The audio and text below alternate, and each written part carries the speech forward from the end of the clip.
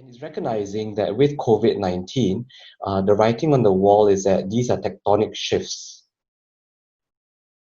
And as we look at the shifts that are happening, one of the things in terms of our struggles is how do we deal with what's unfolding, or how are we dealing with what's unfolding?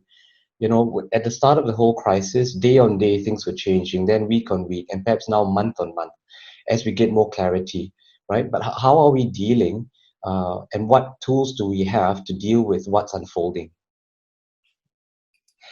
And the second question that seems to, be on the forefront of everyone's mind in all industries and in the business world is, what is the new normal, right? As we get a hang of dealing with the situation as the virus is unfolding, what does the new normal also look like? What will become the normal?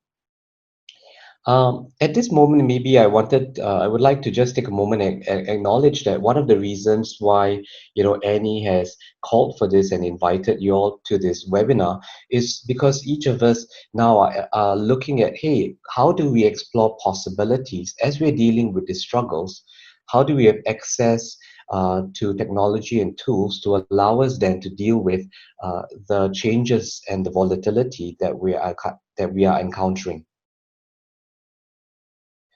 So I'd like to pose a question to you all, and if you could type it into the chat room, that would be great.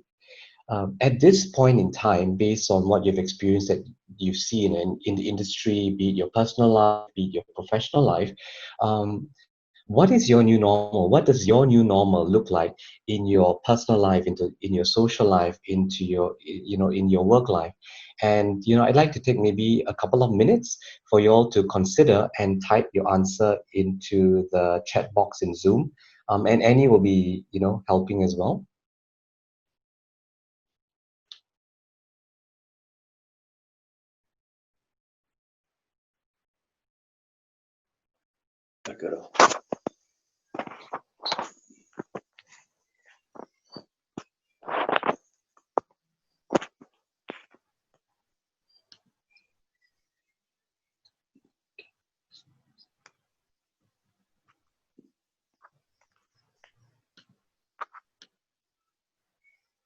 Earl, can you repeat the question? What is the new normal for you, or what is the new normal that you see, be it in your personal life, your social life, or your professional life?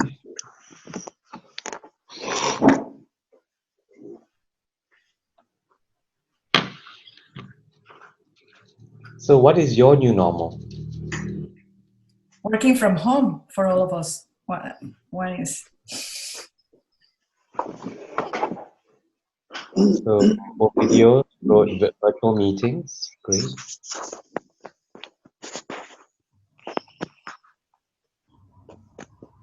To learn and practice resilience, that's from Mary Angela.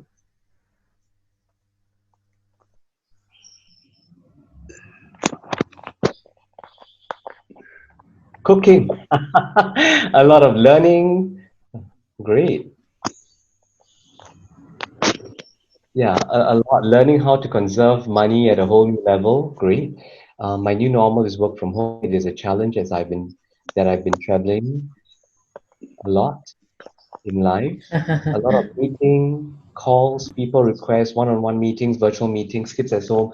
Yeah, that's the reality for, especially for families, yeah, working adults with children. Hi everyone, my new normal is that I am a teacher of my kids while I have to keep in touch with my clients and colleagues. Wow, some really great answers here. Back to basics. All personal and professional have changed, new doors to open in a new way of work and family. Things getting better playing FIFA. Okay. Learning new skills, virtual gatherings, family time, working out. Wow, some really great answers here. Back to the beginning, not being able to be productive in my industry and not having to know when. Great. So some really, really great answers there. Uncertainty, yeah. So I think there's some themes that are rising from the answers that you're providing. The new normal is dealing with a lot of uncertainty, trying to figure things out.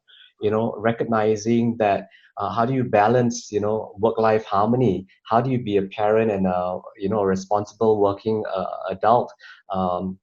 When you've got children who need your attention, and the space between work and the office now is kind of mixed, because there's no office and there's no workspace anymore, right? Or home space, it's all in the same. And I think something that came through also in the answers that leans in is that adds a different level of stress, that adds a different level of how do you deal with things. So I'd like you to consider this. What if the new normal is that there should not be a normal? What if the new normal is that there should not be a normal?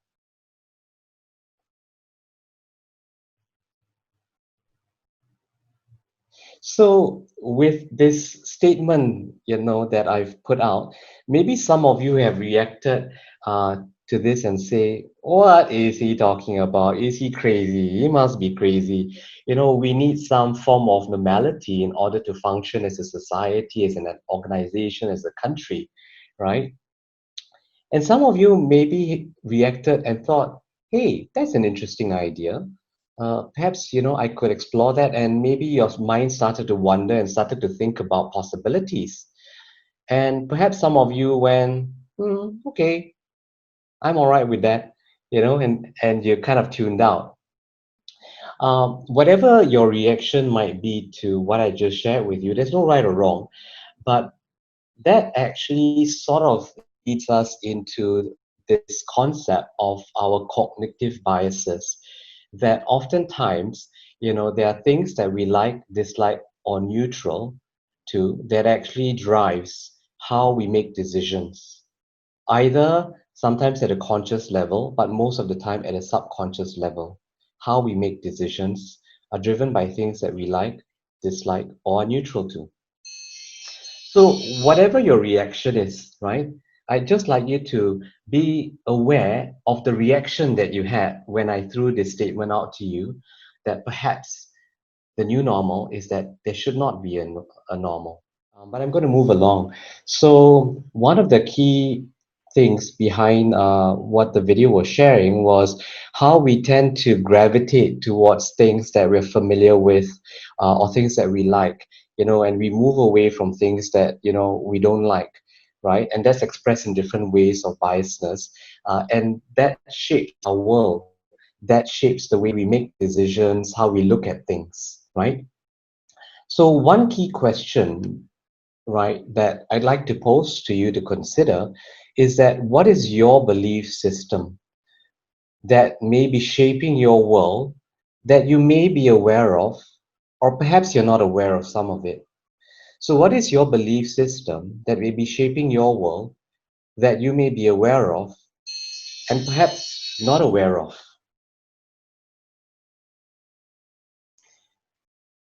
And I ask you this question because that's an important question for us to look at. And it's an important question as it actually leans into how we make decisions. So, what I'd like to share with you is a little bit about how the MBSAT protocol works and what we actually look at.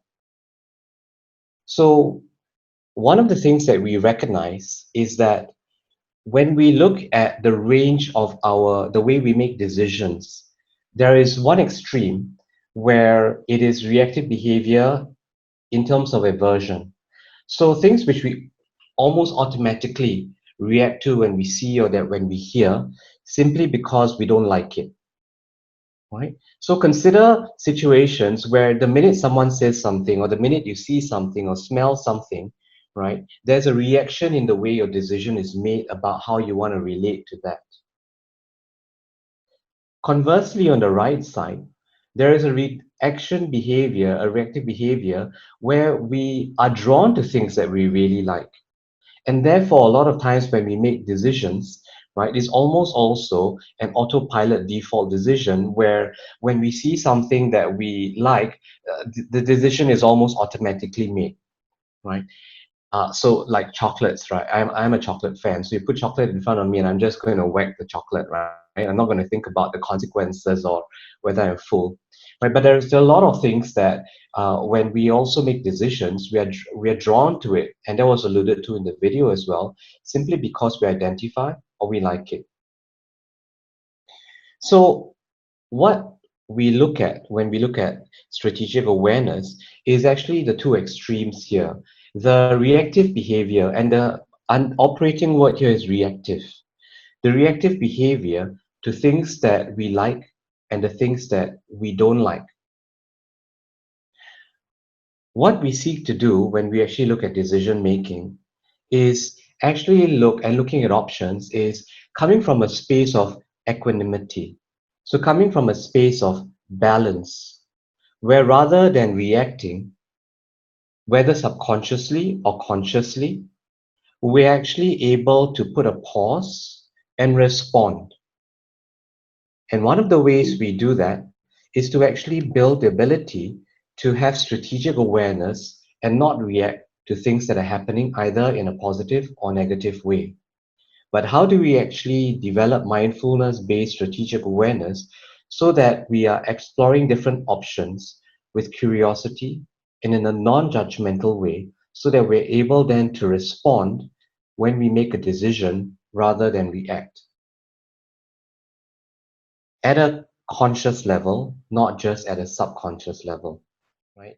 And in the MBSAT definition of strategic awareness is to have an open, receptive, and generative mind, free from preconceptions and cognitive distortions, that so often cloud our judgment, feelings, and behaviors.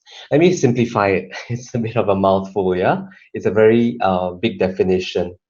Uh, the first thing about strategic awareness is it comes with a mindset of curiosity, not come from a mindset of I heard this, I know this, I'm going to bucket this somewhere. It comes with curiosity, almost like seeing it for the first time or being open to saying that, hey, maybe it's something I don't know, although I might have heard it before. So curiosity.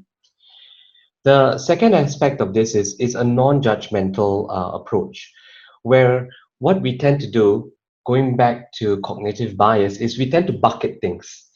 As I'm speaking, even right, or even when you got onto the video call, and you saw me for the first time, and you saw Macy for the first time. I'm assuming all of you all know each other. You probably already were, judging. Oh, he's got white hair. Did he color his hair? Is it natural? Right? Hey, he's Singaporean, but how come he looks like that? So, we are constantly judging and categorizing. And what strategic awareness invites you to do is to take a non-judgmental view to things. So, curious, non-judgmental.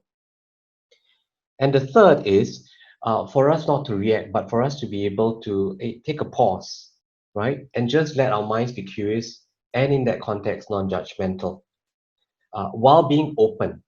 So some of the things that you shared, walking, cooking, that's great, right? And in the context of strategic awareness, what we're actually looking at is to be able to cook, to be able to walk, to be able to write, to be able to listen to music, but still be aware of everything, but not be distracted by anything.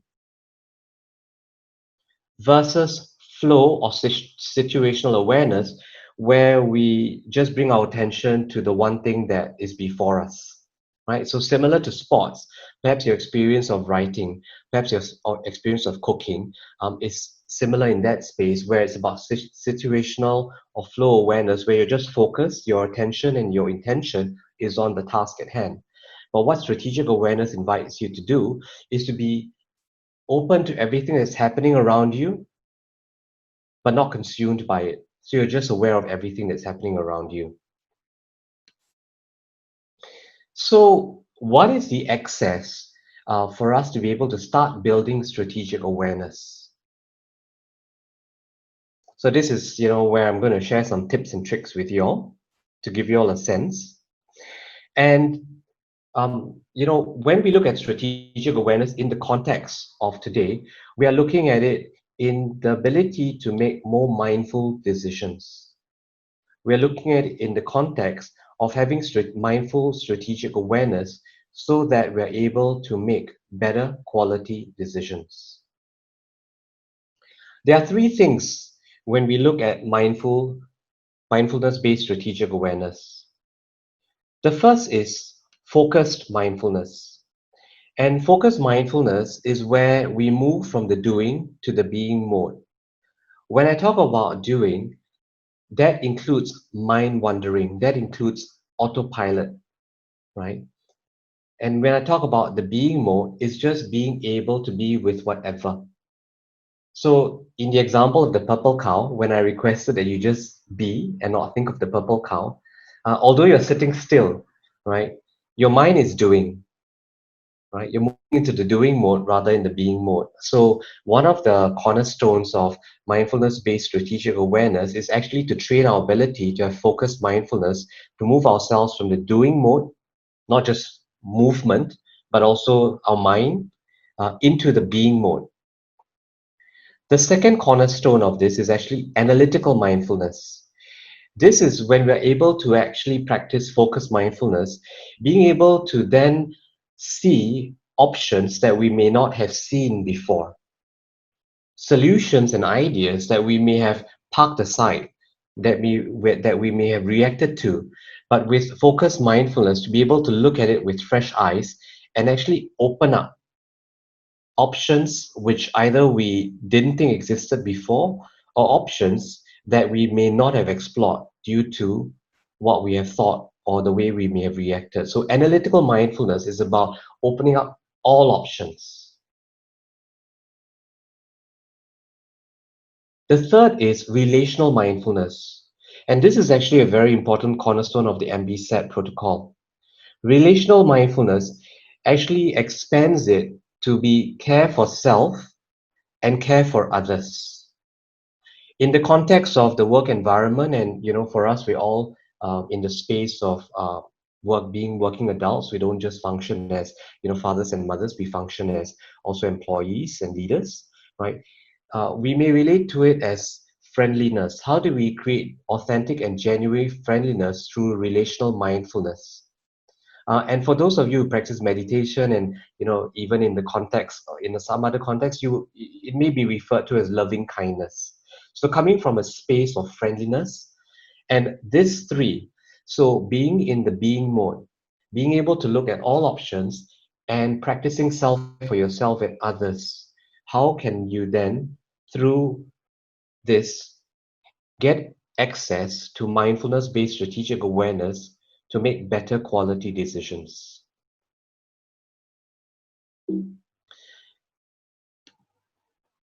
Underlying these three cornerstones of focused mindfulness, analytical mindfulness, and relational mindfulness is actually the practice of meditation, right? From a secular point of view. And I find that sometimes there's a confusion between these two words, mindfulness and meditation. Are they one and the same? What's the difference?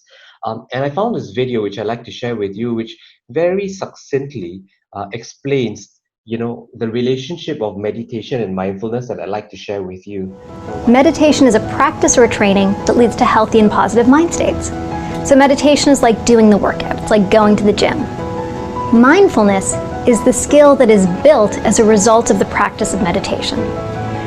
So meditation builds the skill of mindfulness, which is defined as present moment, intentional, not judgmental awareness of your thoughts, your feelings, your bodily sensations in your environment. So the key thing that I'd like to share with you is that meditation builds skills of mindfulness. And mindfulness, going back to the MBSAT definition, is paying attention in the present moment with strategic awareness to ongoing events and experiences, both internally and externally, with an attitude of curiosity, openness, and acceptance. Right? So being able to be aware of everything. And why is that important in decision making? It's important in decision making, especially in a time of COVID, because it's so easy for us to react to what's going on, right? Especially when things are moving so quickly. And what really we want to be able to do is to be able to take a step back and not react to everything, and not to react to the future that's occurring in the present, but actually to look at the different options that might be available and make choices and a conscious decision.